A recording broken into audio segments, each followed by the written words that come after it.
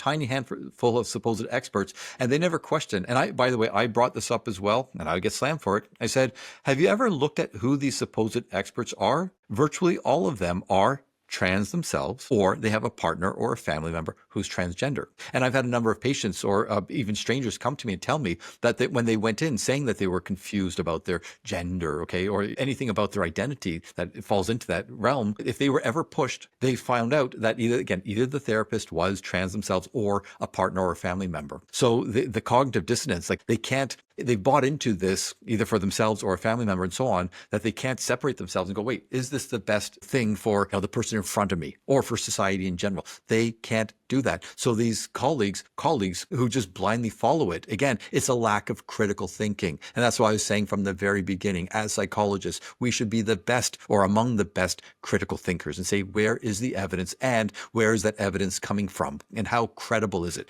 You mentioned as well, the studies are the low sample sizes, the data that are not included, the dropout rates, right? Like when we say, but yeah, people are happy 2 years later. Well, it's usually shorter, like 6 months, 1 year, 2 years later. Well, that's the honeymoon period. And let's look at how many people you start off with 100. Now you have 50. Those 50 are happy. But what about the other 50 that dropped out? Okay, right? Well, we'll just assume they're happy. Right. So like this is the kind of stuff that if it was any other subject, if it wasn't such a third rail subject, I would hope that they would be able to go, wait a second.